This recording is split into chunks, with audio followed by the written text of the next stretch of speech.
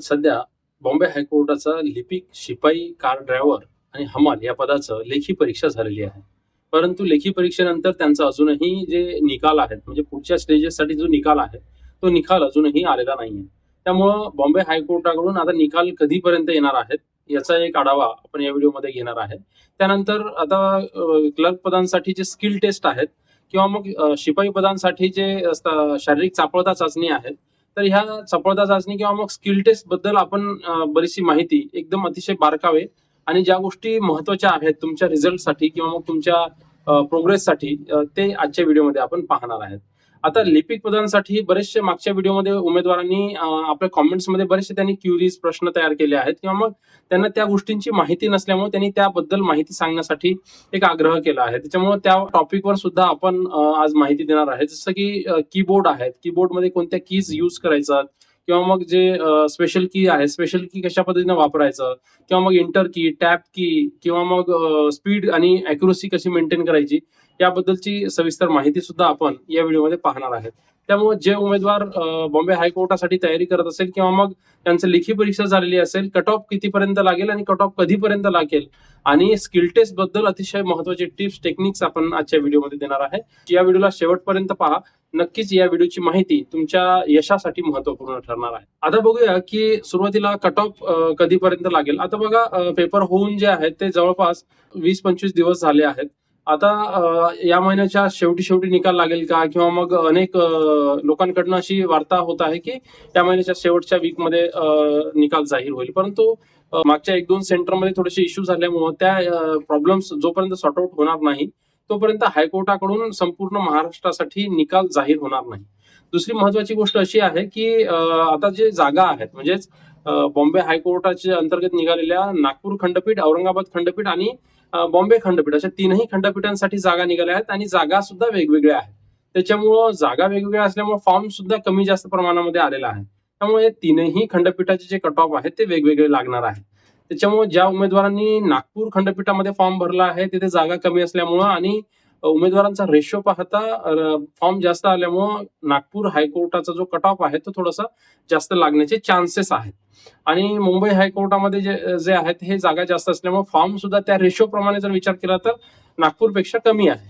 म्हणजे एकंदरीत जर जागेच्या हिशोबाने जर आपण रेशो बघितलं तर त्यामुळे मुंबई हायकोर्टाचा कट ऑफ जो आहे तो थोडासा कमीपर्यंत लागू शकतो. म्हणजे उदाहरणार्थ मुंबई हायकोर्टासाठी 60+ चे जे उमेदवार आहेत त्यांनी टायपिंगची प्रॅक्टिस करायला पाहिजे आणि नागपूर खंडपीठाचा जे विषय आहे तर त्याच्यामध्ये थोडंसं 63, 64, 65 पर्यंत ते जाईल. म्हणजे उदाहरणार्थ तुम्ही आजपासून प्रॅक्टिस केली तर तुमचं नुकसान होणार नाही, परंतु जर तुम्ही प्रॅक्टिस केली नाही तर तुम्हाला नुकसान होईल. ॲक्युरेट जे कट ऑफ आहे ते कट ऑफ जे आहे ते बॉम्बे हायकोर्टाकडूनच जाहीर केल्यानंतर तुम्हाला शो होणार आहे.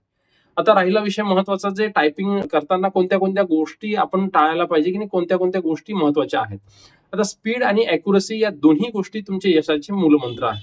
त्यामुळे स्पीड मेंटेन करताना किंवा मग अॅक्युरसी तुम्ही करेक्ट करताना कोणत्या गोष्टी महत्वाच्या आहेत. एक तर तुम्ही कीबोर्ड कशा पद्धतीचे वापरत आहात. जे हायकोर्टाला मागच्या व्हिडिओमध्ये सांगितल्याप्रमाणे ज्या पद्धतीनं हायकोर्ट ज्या कीबोर्डवर तुमची टेस्ट घेतात त्याच कीबोर्डवर प्रॅक्टिस करायला पाहिजे. मॅक्झिमम जर शक्यतोवर लॅपटॉप किंवा पीसीवर तुम्ही प्रॅक्टिस करायला पाहिजे. तिसरी महत्वाची गोष्ट अशी आहे की कीबोर्ड हँडल करताना तुम्हाला जे सिटिंग अरेंजमेंट आहे ते सिटिंग अरेंजमेंट बाबत तुम्हाला मागच्या व्हिडिओमध्ये सांगितलं होतं. आता महत्वाची गोष्ट आहे की शक्यतो कीबोर्ड वापरताना बॅकस्पेस तुम्ही बंद करून किंवा बॅकस्पेस यूज न करता तुम्ही वापरायला पाहिजे. बरेचशा उमेदवारांनी कॉमेंट्समध्ये असे प्रश्न केले आहे की प्रत्येक लाईन झाल्यानंतर तुम्हाला एंटर की प्रेस करून सेकंड लाईन स्टार्ट करायची आहे का, तर तसं बिलकुल नाही. जोपर्यंत पॅसेज कंप्लीट होत नाही तोपर्यंत एंटर की आपल्याला यूज करता येणार नाहीये. त्यामुळे जो पॅसेज आहे तो लाईन टू लाईन कंटिन्यू आपल्याला टाईप करत जायचा आहे आणि जेव्हा पॅरेग्राफ येतो, पॅरेग्राफ आल्यानंतर तुम्हाला एंटर की करून मग आता टॅब की यूज करायची आहे. म्हणजे एक सिंगल टॅब म्हणजे तुमचा पॅरेग्राफ होतो आणि त्याच्यानंतरच एंटर आणि टॅब अशा पद्धतीने या कीचा तुम्हाला उपयोग करता येतो. राहिली आता फंक्शन की, म्हणजे स्पेशल की, जसं की फुल स्टॉप म्हणा, सिंगल इन्व्हर्टेड कॉमा म्हणा, डबल इन्व्हर्टेड कॉमा म्हणा किंवा मग बॉक्स म्हणा, हे असे जे स्पेशल की आहे तर स्पेशल कीची कीबोर्डवर दिलेली आहे त्याची सुद्धा अधूनमधून प्रॅक्टिस करायचं तुम्ही विसरू नका. दुसरी गोष्ट अशी आहे की बऱ्याचशा उमेदवारांना स्पीडचा मेजर प्रॉब्लेम येतो. तर जे उमेदवार टाईप करताना जे तुमचे जे दोन्ही हाताचे जे हे दोन भाग आहेत हे दोन भाग तुम्ही वर ठेवून कीबोर्ड टाईप करता. काही काही लोकांचं जे आहे ते तुमचं जे टेबल आहे किंवा जे काही खाली ज्याच्यावर कीबोर्ड ठेवला आहे त्याच्यावर तुम्ही दोन्ही हात ठेवून जर टायपिंग करत असेल तर तशी सुद्धा प्रॅक्टिस आहे. तर तुम्हाला जसं कम्फर्टेबल ठरते तसं करा. परंतु जर तुम्ही हात न टेकता जर तुम्ही टायपिंग केलं, तुमची जर प्रॅक्टिस परफेक्ट झाली तर तुमची स्पीड 100% वाढणार आहे. या दोन गोष्टी अतिशय महत्वाच्या आहेत. आता जे अॅक्युरसी जे आहे, अॅक्युरसीचा जर विचार केला तर सुरुवातीला तुम्ही कीबोर्डकडे पाहून टाईप करण्याचा प्रयत्न करता, कारण की तुमच्यामध्ये परफेक्शन नसते. आणि जर मग हळूहळू प्रॅक्टिसमुळे जर परफेक्शन जर आलं तर मग त्यानंतर तुम्हाला कीबोर्डकडे पाहण्याची आवश्यकता नाही. तुम्ही डायरेक्टली स्क्रीनकडे पाहून तुम्ही टाईप करू शकता. म्हणजेच काय की तुमचं स्पीड आणि अॅक्युरसी दोन्ही त्याच्यामध्ये कव्हर होईल. आता ह्या दोन गोष्टी महत्वाच्या झाल्या. त्याच्यानंतर इंटरव्ह्यू. आता इंटरव्ह्यूसाठी अतिशय महत्वाचा टप्पा ठरणार आहे, कारण तुमचं कितीही तुमच्या रिटर्न मध्ये मार्क्स असेल, तुमचे स्किल टेस्ट मध्ये मार्क असेल, परंतु जर तुम्ही इंटरव्ह्यूचा परफॉर्मन्स तुमचा जर चांगला नसेल तर तुमचं सिलेक्शन जे आहे ते तिथून सुद्धा कॅन्सल होऊ शकतो. म्हणजे याच्यामध्ये हायकोर्टामध्ये जेवढे स्टेजेस आहेत तेवढे स्टेजेसला तुम्हाला 100% द्यावं लागतं. अदरवाईज तुमचं जे सिलेक्शन आहे ते सिलेक्शन शक्य नाही. त्याच्यामुळं तुमचं टायपिंग तुम्हाला रिटर्न मध्ये जर 80 पैकी 77 मार्क्स असेल, 78 मार्क्स असेल, तुम्हाला टायपिंग मध्ये जर चांगले मार्क्स जर असेल तर त्याच्यापैकी तुमचा पण इंटरव्ह्यू मध्ये तुम्हाला काहीच मार्क नसेल तर इंटरव्ह्यू तुमचा अतिशय महत्वाचा ठरतो. त्यामुळे इंटरव्ह्यू कशा पद्धतीनं होतो किंवा मग मागच्या एवढ्या झालेल्या रिक्रुटमेंटनुसार इंटरव्ह्यूचा एक्सपिरियन्स काय आहे याची सगळी माहिती घेण्यासाठी आपण एक वेगळा व्हिडिओ आपण घेऊन येणार आहे.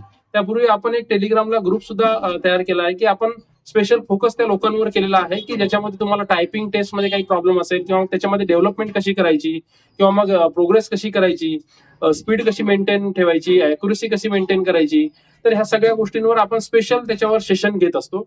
जर तुम्हाला जॉईन करायचं असेल तर तुम्ही डिस्क्रिप्शन मध्ये जाऊन ती लिंक टेलिग्रामला तुम्ही जॉईन करू शकता. असे काही आपण टॉप 20चेच आपण मुलं घेत आहेत आणि त्यांच्या अंतर्गत त्यांना स्पेशल फोकस देऊन त्यांना आपण 100% त्यांचा रिझल्ट कशा पद्धतीने येईल याचा आपण प्रयत्न करत आहे. तर जेवढ्या उमेदवारांनी हा व्हिडिओ बघितला तेवढ्या उमेदवारांनी तो ग्रुप जॉईन करून घ्या. त्यानंतर आता इंटरव्ह्यूचा तो फार ताण घेऊ नका. इंटरव्ह्यूसाठी आपण स्पेशल व्हिडिओ घेऊन येणार आहे आणि इंटरव्ह्यूसाठी जे आपण टॉप 20चे जे बॅचेस तयार करत आहे तर ते बॅचेस मध्ये सुद्धा आपण स्पेशल फोकस करून आपण त्या इंटरव्ह्यूचा आपण तिथे सराव करून घेणार आहे आणि मॉक इंटरव्ह्यू सुद्धा आपण त्याच्यामध्ये घेणार आहे. आता राहिला प्रश्न तुमचं इंटरव्ह्यू किंवा मग फायनल सिलेक्शनचा.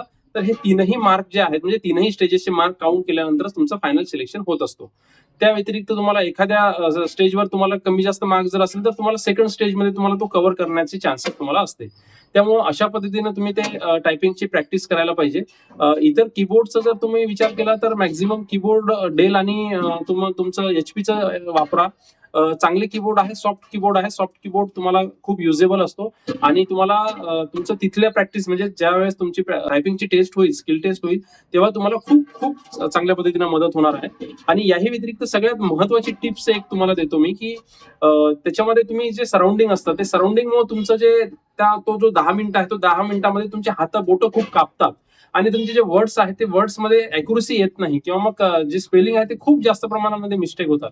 त्याच्यामुळे जे तिथलं जो वातावरण आहे त्या वातावरणाच्या हिशोबाने तुम्हाला प्रॅक्टिस करायला पाहिजे.